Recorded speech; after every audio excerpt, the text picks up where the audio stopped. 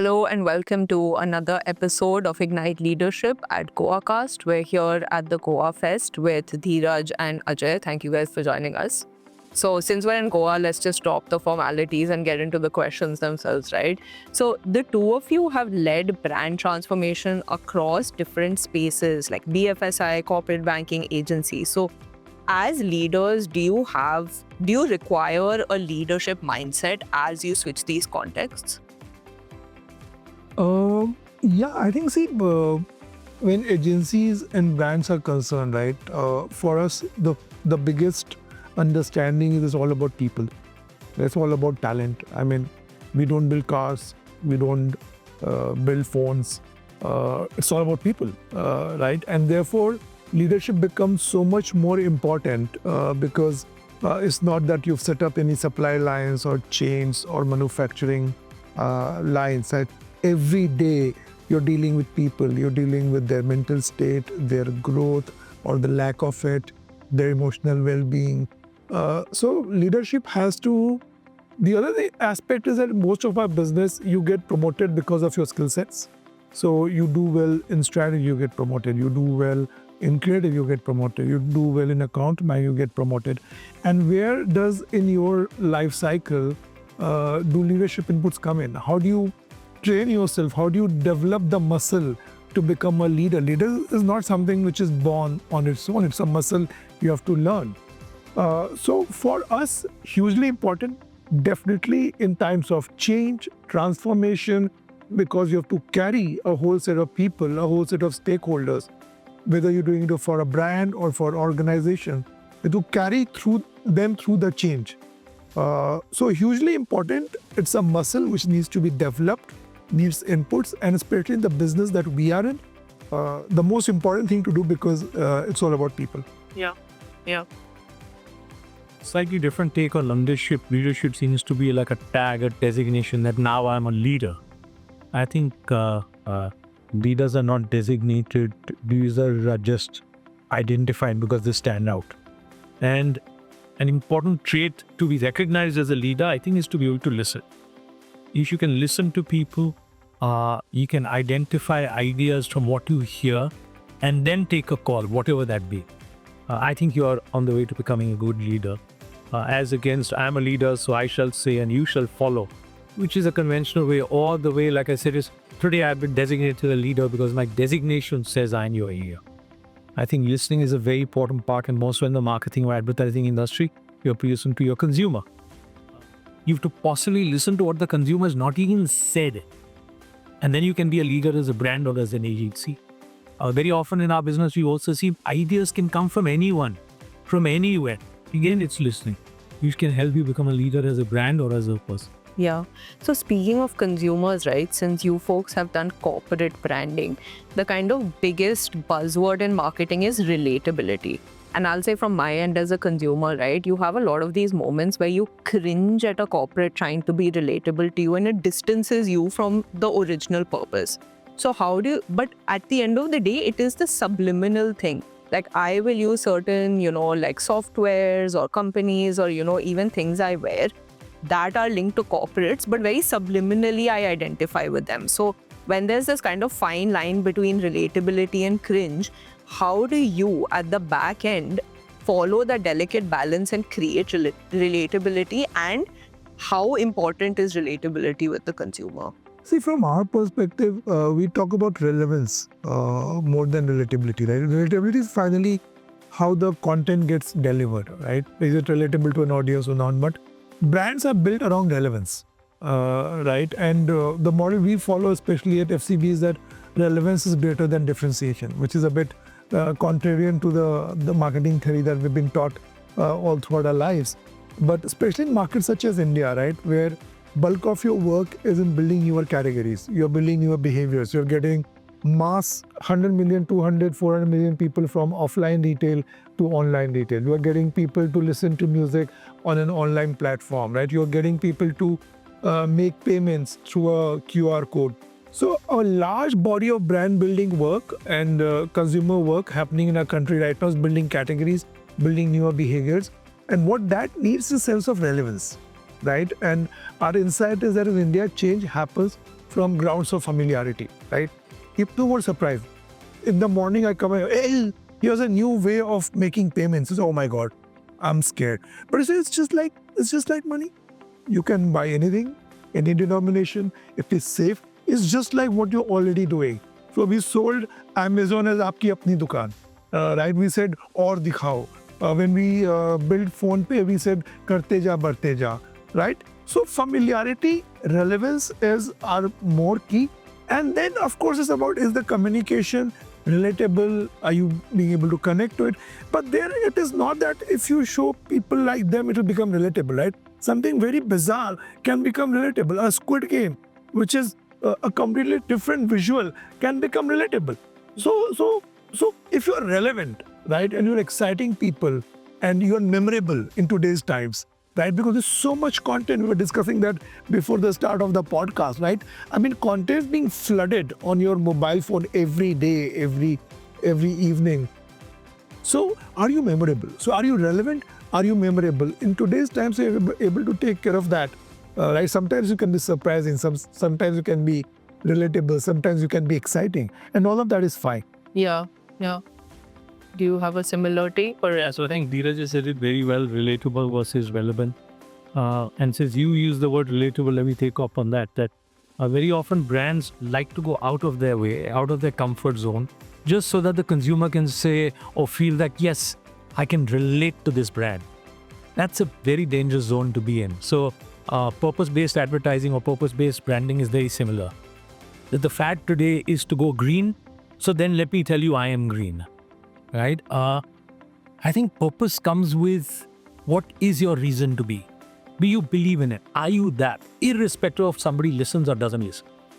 Then it becomes relevant if somebody relates to what you believe. So whenever you try to reach out to audience, you try to be everything to everyone, you'll be nothing to anyone. But if you're honest, look in the mirror and say, this is who I am. Now let me see who am I relevant to. Let me see who will relate to me and why. Rather than me trying to relate with you, I have to be honest with who I am. Yeah. And then have you relate. Got it. That will be true, as against it'll be just on paper if I'm trying to ape somebody that I have not. Yeah. So since you mentioned content, right? Is content overrated or underrated in your field right now? What do you think? I think our industry is only content. At the end of the day, we call it an ad. At the end of the day, we call it a podcast. At the end, we call it anything we use as a language. Yesterday, we used to call real do. Today, we call it audit. These are terms we use. So I think at the end of the day, what the consumer is doing is consuming content. Yeah. The relevance of the content, the interest in the content, are you speaking my language will differentiate one from the other. So today, yes, there was a podcast, there were 10 podcasts, and today there are hundreds of podcasts. How many do I go back to? That's what makes it relevant. Launching a new podcast makes no difference. Launching a new way of reaching out makes no difference. Yeah. Is the other person lapping it up? Is that person wanting to come back? That's the challenge of content or content creators.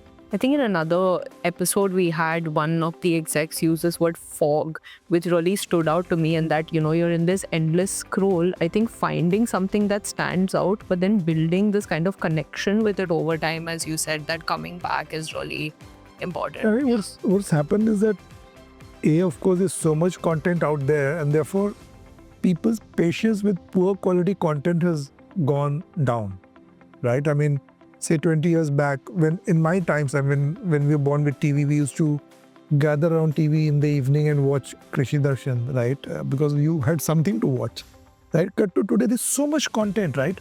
So honestly, I don't feel that people's attention span has gone down. In fact, people's attention span has gone up. So it's a myth to say that attention span has gone down. The attention span for poor quality content has gone down. Yeah. Right? Otherwise, there wouldn't be binge watching. I mean, you're watching 10 episodes back to back, waking up at night and spending that time. So if content is good quality, it catches you, it has something for you where you find meaningful, right? You have all the time for it. If the content is poor quality, you are scrolling it. So I think we need to double click on that idea and not stay at the surface of the idea that too much content and attention span is going down and everything needs to be 3 seconds or 10 seconds. I think all of that is bullshit. Yeah, it's tapping into the taste of the audience as well, which is I'll elaborate on Dheeraj is 3 seconds. Even the 3 seconds, 5 seconds or 6 seconds, you catch my attention, you can hold it for an hour. You don't catch it for 3 seconds, you whatever. Back. Yeah, the hook for sure. So on a similar note, right, what is one cultural or digital behavior shift that you think that marketers are not paying enough attention to? I have spoken a lot about this. One is, if you look at the Indian marketing landscape, right, when we're discussing audience for any brand or product, everybody wants to become young. And that's fair. It's a young country and so on and so forth. But the real money lies in the pockets of people who are in the age band of 40 to 45, 50, because they are getting good salaries, they've had good incomes, they've saved well, right? And very little of marketing and branding is in fact attuned to that audience. And I think that's a big miss because it's huge amount of money not being tapped a bit more focused or sharply as it could be. Do you think that the play for something like that is nostalgia, like pandering to the nostalgia of the people in that 50, 60-year-old bracket? Doesn't have to be. I think nostalgia is an easy answer, but doesn't have to be. For example, there are enough, say, 40-year-old people today who are discovering fitness.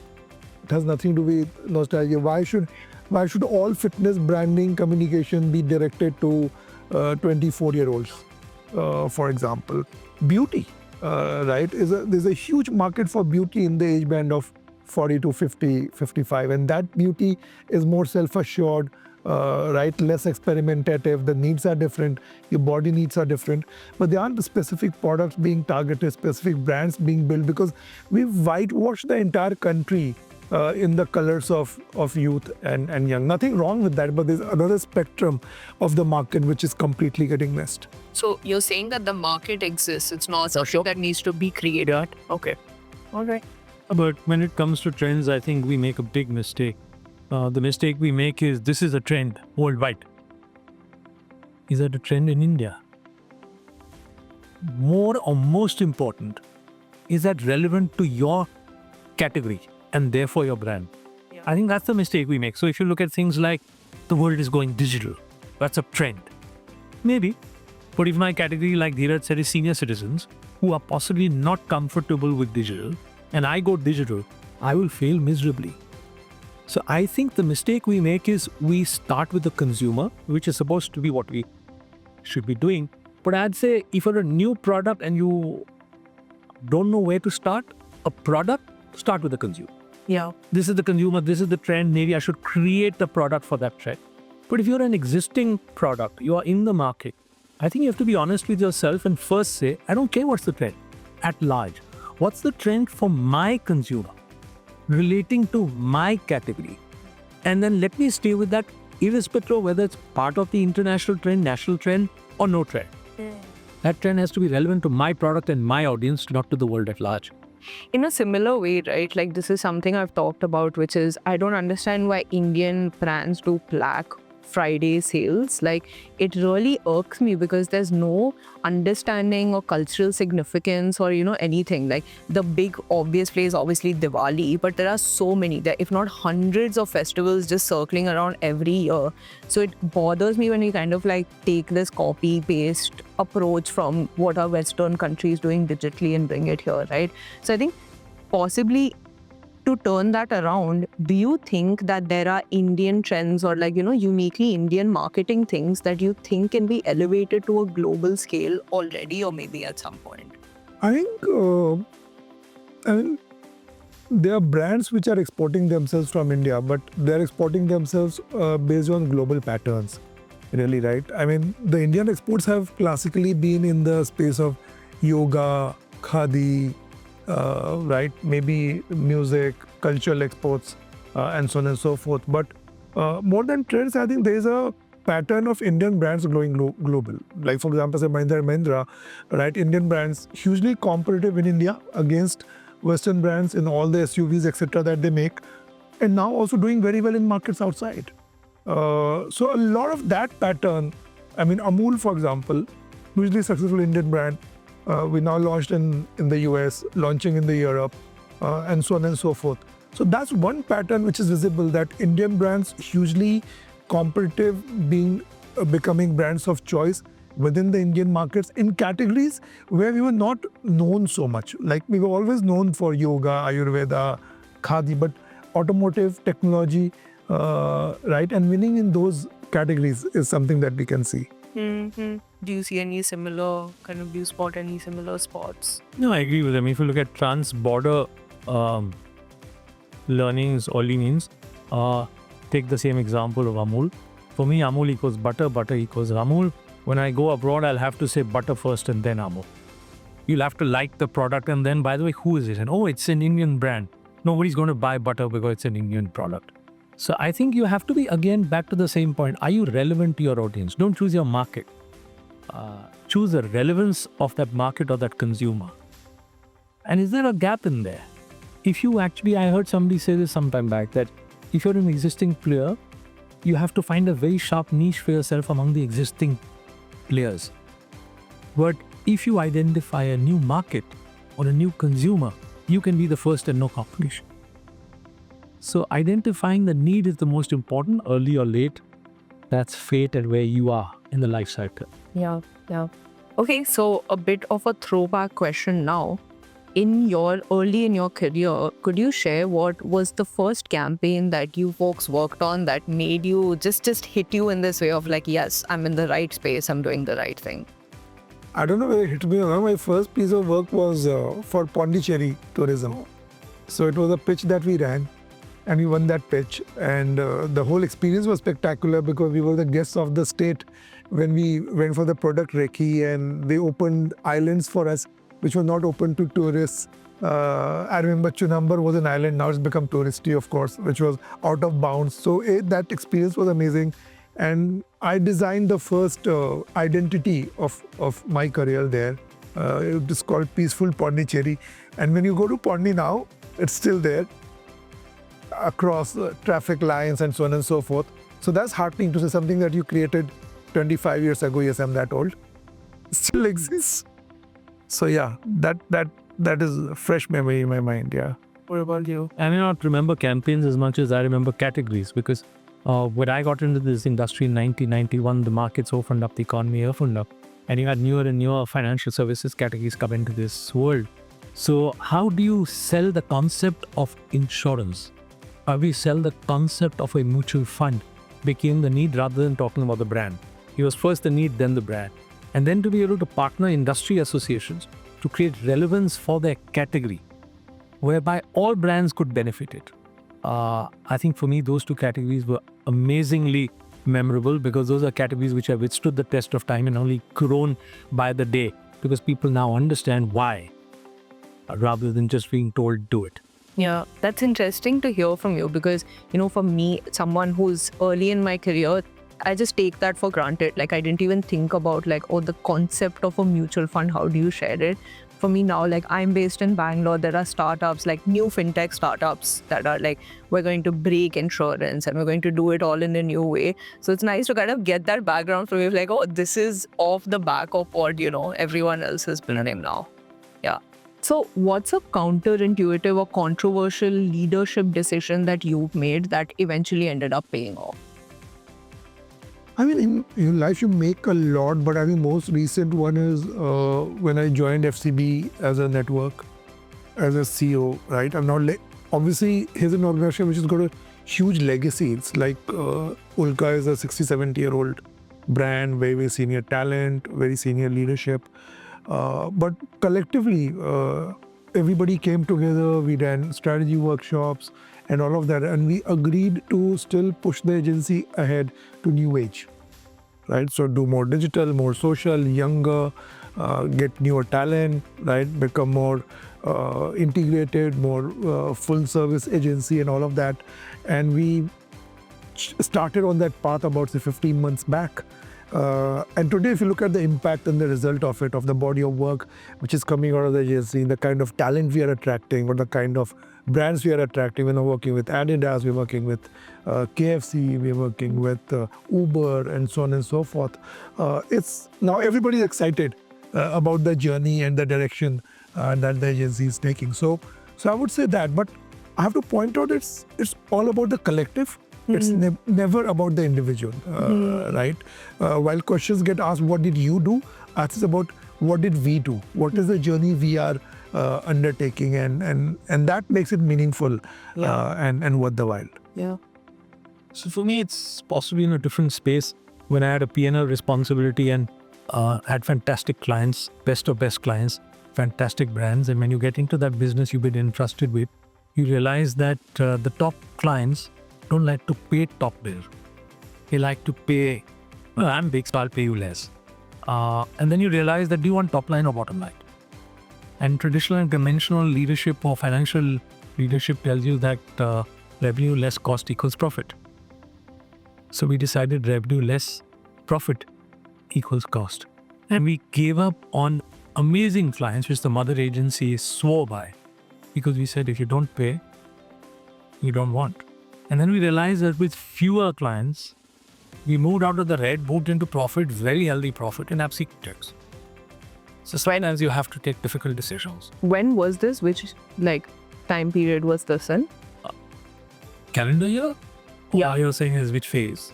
No, years, yeah. It's in early 2000s. Okay. I think that's pretty controversial now as well, saying no to this thing. So I can imagine just back then it must have been a pretty different move. Yeah, because you can tell the world I have these clients. But who do you tell your management and your shareholder what's the profit I have? Yeah, interesting. Cool. So we'll just wrap this up now with a few rapid fire questions from the two of you, right? So the first one is, what is one marketing truth that no one likes to admit? Market nobody wants to admit. Hard one. I would say that positioning is not the solution for everything, right?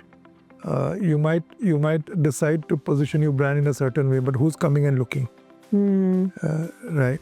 Hard truth. Okay. This is the only solution. There is no other solution. Very often we con ourselves into whether it's creative or whatever. This is the creative. Just cannot be true. Okay. So the next one is, what is a cliche that still works if done right? Listen to your consumer. People first. Similar. Yeah, makes sense. And what is one habit or ritual that you do that surprisingly makes you a better leader? I think including multiple voices, right? Whenever my go-to in the moment of crisis is collect your people, talk to them, right? That always works for me. Yeah. Yeah, I think carrying people is more important than taking a decision. And if you carry the people with you and finally take a decision, people will know why. Okay. And will therefore follow you. All right. And the final one is, what's a book, film, or experience that has shaped how you think about leadership? I think Adam Grant, Leaders Eat Last. Because I think it's very important as leaders. And when COVID hit, right, my first call was to my CFO, and I was like, how much money do we have and how long can we pay salaries? Right. So as leaders, you have to be aware that you're not just leading a business, but in my company, we have 1,200 people. We are leading 1,200 livelihoods. So yeah, that as a perspective on leadership. Can I pause for a sec? Yeah. Did you say reader or leader? Leader. Leader, right? Yes. Okay, now repeat the question. Okay. So what's a book, film, or experience that shaped how you think about leadership? Actually, none. I can't think of any book. I can't say I'm an avid reader. I love movies, but I don't see movies just to see a leadership trait. I think it's just anecdotes. For me, people you've seen from close quarters, whether it's in a film, whether it's in a book, or whether it's in person. And there are some traits, there are some mantras which have just stuck with me over years and years. Yeah. So I think real stories, real experiences, real memories mean so much more to me than the read or the seen. Yeah. Is there a particular anecdote that just comes to the top of your mind? Yeah, I mean, I just mentioned it to somebody recently, and I was saying is that I had a client who I loved and who loved me, and we thought we were doing magic together. At least I thought. Till that client asked me that, do you even know what my care is? And I didn't know. I was doing great work, great input, but she was answerable for outcome, not output. Now, as a leader, to say that what is the company or your bosses and therefore your KRAs or your key deliverables, I think it's an amazing leadership mantra I've never forgot. You're not doing work, do work bottoms up. You have to do it top down. What does the organization want to deliver? Are you delivering towards that? Yeah. Yeah, makes sense. Well, thank you so much for the PTVR call today. I'll let you go enjoy the rest of Goa Fest, and hopefully the Goa weather gets a bit lighter as well for you to enjoy. But thanks a lot.